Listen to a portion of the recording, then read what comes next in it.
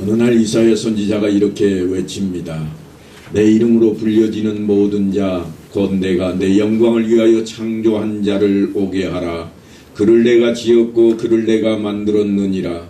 눈이 있어도 보지 못하고 귀가 있어도 듣지 못하는 백성을 이끌어내라. 참으로 놀라운 말씀입니다.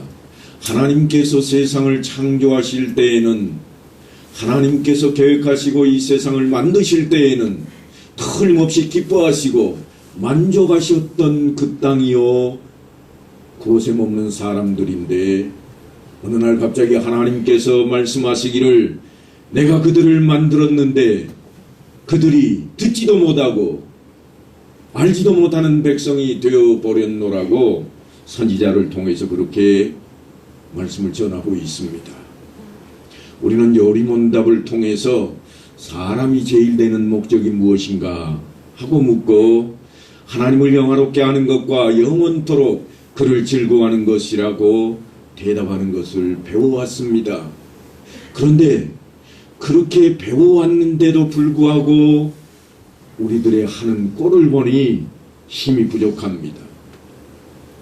그래서 사도 바울이 그런즉 너희가 먹든지 마시든지 무엇을 하든지 다 하나님의 영광을 위하여 하라 그럽니다. 말씀은 아주 간단 명료한데 우리가 그런 삶을 살아가는 것은 그렇게 쉽지만은 않습니다. 그런데 하나님께서 왜 그렇게 쉽지만은 않은 그러한 삶을 우리에게 요구하고 있을까요? 그것은 우리의 존재 목적에 대한 이야기입니다. 그러므로 우리가 어떤 존재인지를 먼저 알아야만 합니다. 우리는 분명히 하나님에 의해서 이 땅에, 이 세상에 존재하게 되었습니다. 태초에 하나님이 천지를 창조하시니라. 성경은 그렇게 시작되어서 하나님이 자기 형상, 곧 하나님의 형상대로 사람을 창조하시되 남자와 여자를 창조하시고 하나님께서 친히 사람을 만드셨습니다. 결코 박테리아나 또는 원숭이의 진화로 인해서 되어진 사람의 존재가 아닙니다. 우연의 소산이 아니라 하나님께서 우리를 그렇게 조성해 놓으신 것입니다. 그리고 하나님을 기쁘시게 하기 위한 계획이 시작이 되었습니다. 하나님께서 우리를 분명한 목적을 가지고 만드셨다고 하는 것입니다. 이름을 남기거나 선행을 쌓거나 물질을 모으라고 만들어 놓지 않았습니다. 우리의 육신은 끝이 있는 세상에서 살아갑니다. 그러나 하나님은 우리를 영원한 세계를 위해서 창조해 놓으셨습니다. 다만 이 세상에서는 하나님의 청지기로 잠시 동안 살아가야 하는 존재가 우리들입니다. 그래서 다른 존재들과 어울려 살아야 하고 하나님을 예배하는 자로 살아야만 하는 것입니다. 이웃을 사랑하고 예배를 드리며 말씀을 전하는 것이 우리가 이 땅에 있어야 할 이유일 것입니다. 그러므로 우리가 살아가는 동안에 예배를 잃어버린다면 삶의 모든 것을 잃어버린 것과 마찬가지입니다. 그러니까 예배를 통해서 하나님을 기쁘시게 해드려야만 하는 것입니다. 그것이 영원한 세계를 준비하는 것입니다. 그래서 모세는 하나님께서 우리에게 요구하는 것이 있으시다고 그 말씀을 상기시키고 있습니다. 오늘 본문 말씀입니다. 이스라엘아, 내 하나님 여호와께서 내게 요구하는 것이 무엇이냐?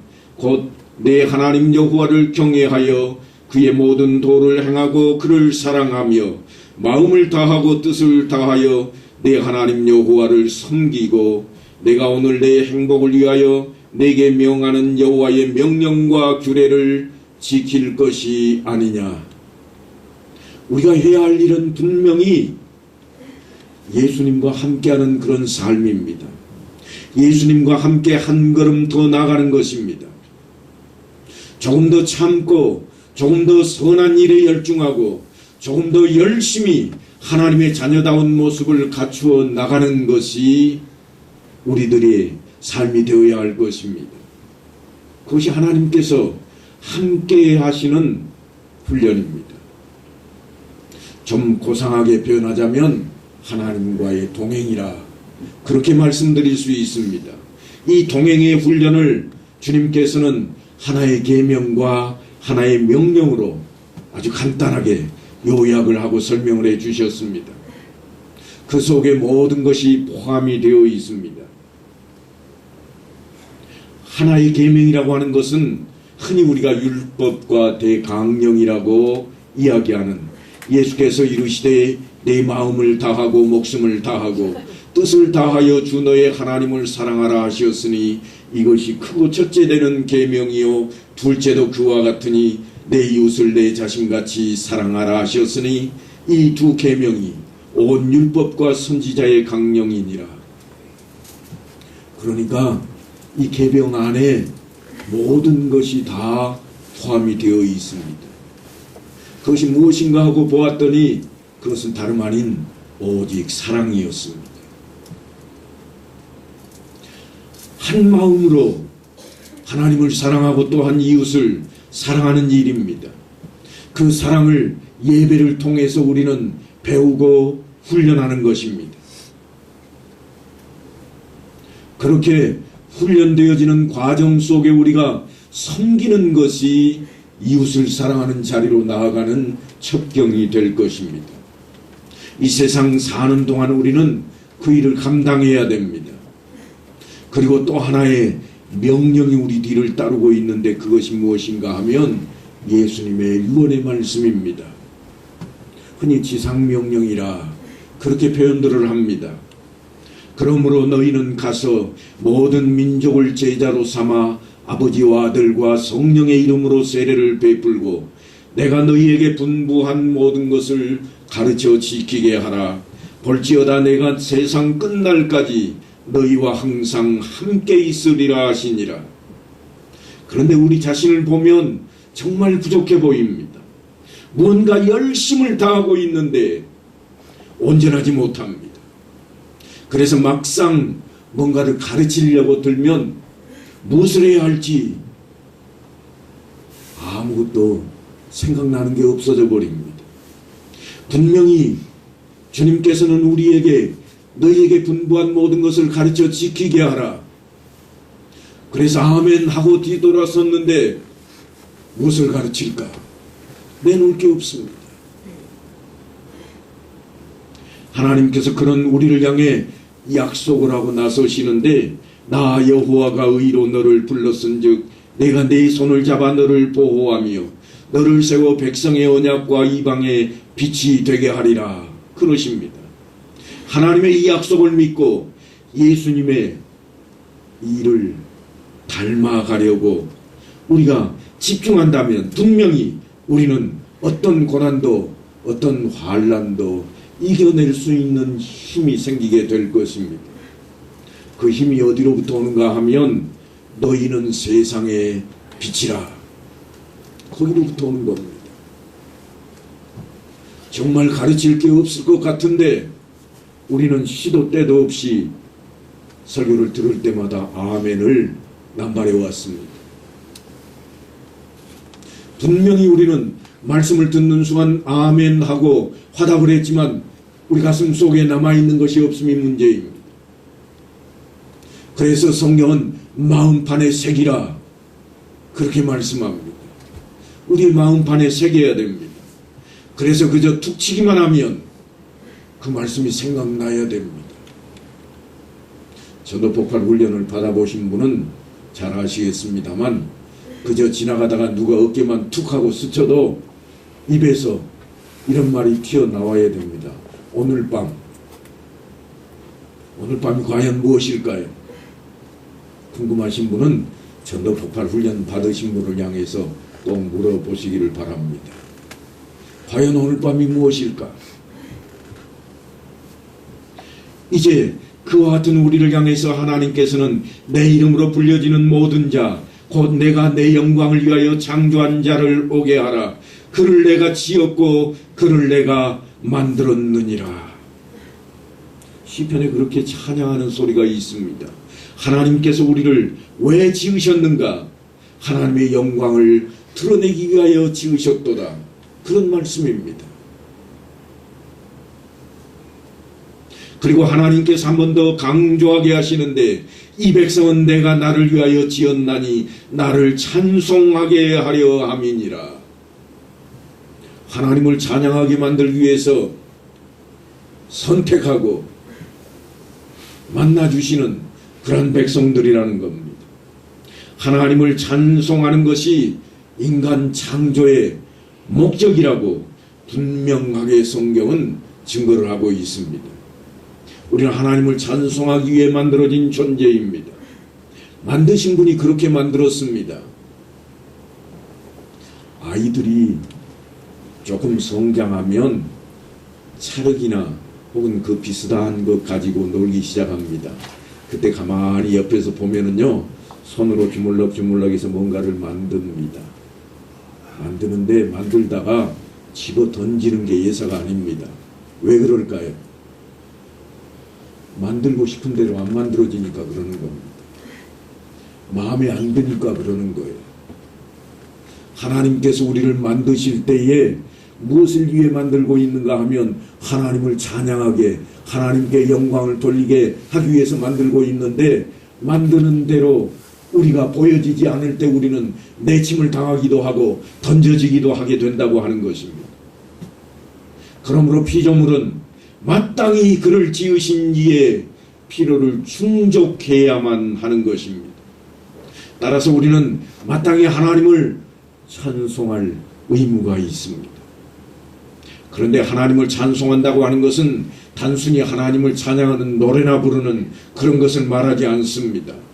하나님께 감사와 기쁨의 감정을 표현하는 일체의 행위를 찬양이라 혹은 찬송이라 그런 표현을 씁니다. 우리가 하나님 앞에 그렇게 찬송해야 될 이유는 하나님께서 우리를 창조하셨기 때문만이 아닙니다. 단지 창조된 것 그 자체가 찬송의 이유가 되어야 한다면 설득력이 조금 떨어질 것입니다. 하나님께서는 우리가 세상을 사는 동안 환난과 고통을 당하면 찬송보다는 원망이 더 많은 것을 다 알고 계십니다. 그런데 그런 우리를 향해서 찬양하라 명하고 계신 것도 하나님입니다. 왜 그렇게 될까요? 하나님이 찬양 받으시기에 합당한 분이시기 때문에 그렇다. 성경 그렇게 기록해 놓고 있습니다. 보라, 내가 새 일을 행하리니 이제 나타낼 것이라. 하나님께서 선지자를 통해서 말씀하시기를 내가 새 일을 행할 것이라. 만들어 놓은 것으로 만족하지 않으시고 새 일을 행하겠다고 외치고 계십니다. 그리고 이어서 내가 광야의 물을 사막의 강들을 내어 내 백성 내가 택한 자에게 마시게 할 것임이라. 여러분, 종종 등산을 하다가 목이 마르면 우리는 물병을 찾습니다. 물을 마시면 갈증이 해소가 되고 새 힘을 얻게 되어서 다시금 발걸음을 옮길 수 있게 됩니다. 그런데 광야에서 물이 없다면, 물이 없는 광야라면 어떻게 되어질까요? 틀림없이 목마름에 그치는 것이 아니라 목이 타고 또한 그 목탐을 인해서 죽을 지경에 고난에 이르고 말 것입니다.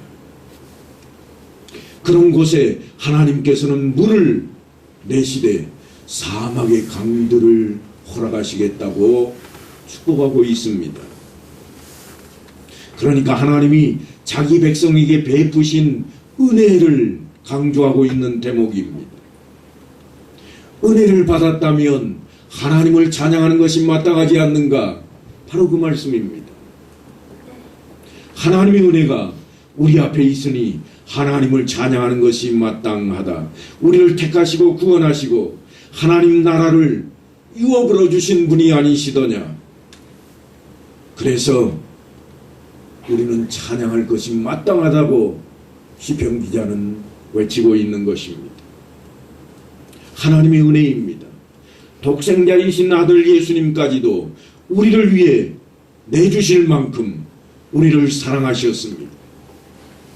그러므로 하나님을 찬송하는 일은 우리의 삶 속에서 계속 되어야만 할 것입니다. 사랑하는 성도 여러분, 하나님이 우리를 창조하신 목적이 우리를 통해 영광 받으시기 위함입니다. 하나님을 찬양한다고 하는 것은 하나님의 은혜를 노래로 찬양하는 것뿐만 아니라 하나님께 감사와 영광을 돌리며 영원토록 그를 즐거워하고 기뻐하는 것을 말합니다. 우리가 그 일에 위해 창조되었다면 우리는 그렇게 사는 것이 마땅할 것입니다. 이 백성은 내가 나를 위하여 지었나니 나를 찬송하게 하려 함이니라. 그래서 모세가 힘을 모아 백성들에게 이렇게 외치고 있는 것입니다. 그는 너의 찬송이시여 내 하나님이시라. 내 눈으로 본 이같이 크고 두려운 일을 너를 위하여 행하셨느니라. 애굽에 내려간 내 조상들이 겨우 70인이었으나 이제는 네 하나님 여호와께서 너를 하늘의 별같이 많게 하셨느니라.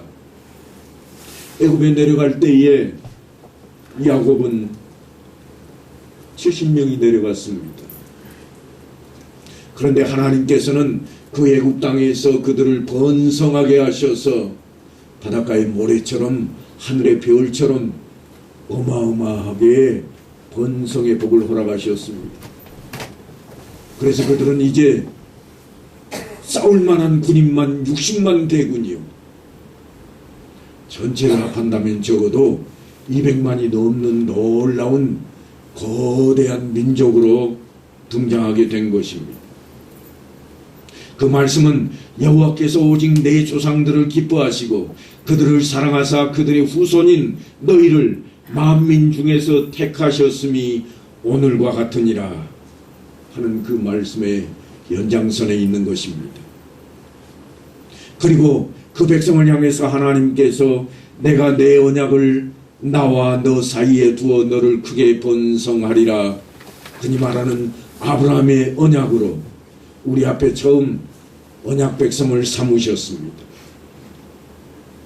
물론 하나님께서 하시는 언약입니다. 내가 너와 내 후손에게 내가 거류하는 이 땅 곧 가나안 온 땅을 주어 영원한 기업이 되게 하고 나는 그들의 하나님이 되리라. 적어도 몇백 년 전에 하나님께서는 아브라함을 통해서 또한 이삭을 통해서 야곱을 통해서 이런 언약을 해오셨습니다. 그리고 그들이 애굽에서 종살이하고 있던 그때에 때가 참으로 하나님께서는 그들을 다시금 불러 일으키시는 것입니다. 그러면서 하나님께서 그들에게 요구하는 것이 있는데 그것을 우리는 잊어서는 안 됩니다. 너는 내 앞에서 행하여 완전하라. 이미 창세기에 아브라함과 이삭과 야곱에게 하셨던 그 말씀이 오늘날 다시금 출애굽하는 애굽에서 벗어나와 하나님 나라 저 가나안을 향해 가는 그들 앞에 또 들려지고 있고, 또한 세대를 훌쩍 넘어서 주님께서 오신 이후로 2000년이 지난 우리 앞에 그 말씀이 또한 전해지는 것입니다. 너는 내 앞에서 행하여 완전하라. 하나님께서는 말씀대로 100세 이삭을 드리는 아브라함 앞에 네가 네 아들 내 독자까지도 내게 아끼지 아니하였으니 내가 이제야 네가 하나님을 경외한 줄을 아노라. 그리고는 내가 네게 큰 복을 주고 내 씨가 크게 번성하여 하늘의 별과 같고 바닷가의 모래와 같게 하리니 내 씨가 그 대적의 성문을 차지하리라. 또 내 씨로 말미암아 천하 만민이 복을 받으리니 이는 내가 나의 말을 준행하였음이니라. 내가 너로 심히 번성하게 하리니 내가 네게서 민족들이 나게 하며 왕들이 네게로부터 나오리라. 그런데 이 언약은 영원한 언약이라 그렇게 말씀을 합니다. 그때 아브라함에게만 아니요. 잠시 후에, 아니 400여 년 후에 모세 앞에서만 결코 그렇지 않다는 겁니다. 영원한 언약이라. 내가 내 언약을 나와 너 및 내 대대 후손 사이에 세워서 영원한 언약을 삼고 너와 내 후손의 하나님이 되리라. 내가 너와 내 후손에게 네가 거류하는 이 땅 곧 가나안 온 땅을 주어 영원한 기업이 되게 하고 나는 그들의 하나님이 되리라. 그들 앞에 하나님의 모습을 내세우고 있습니다. 오늘날 하나님께서는 우리에게도 예수 그리스도를 통해서 예수를 믿는 자로 하여금 그 십자가 앞에 무릎을 꿇게 하시고 그 십자가를 통해 대속제물이 되신 주를 믿으며 우리가 하나님 앞에 나가기를 요구하시는데 우리를 향해서 하나님께서는 구별되라고 요구하십니다. 우리는 그 구별의 증표로 세례를 받고 성찬 예식을 기념하고 있습니다. 그렇다면 모세의 때는 어땠는가? 하나님께서는 일찌감치 아브라함을 통해서 그들 앞에 징표를 내놓으라고 말씀을 합니다. 어떤 징표인가? 그것은 내가 내 언약을 지키고 내 후손도 대대로 지키라. 너희 중 남자는 다 할례를 받으라. 이것이 나와 너희와 너희 후손 사이에 지킬 내 언약이니라. 이것이 나와 너희 사이에 언약의 표징이니라. 언약의 표징을 요구하시는데 다름 아닌 할례였습니다. 그것이 아브라함에게서 시작되어서 우리가 대하고 있는 성경 가운데에 모세 시대에까지 여전히 드러나고 있는 징표입니다.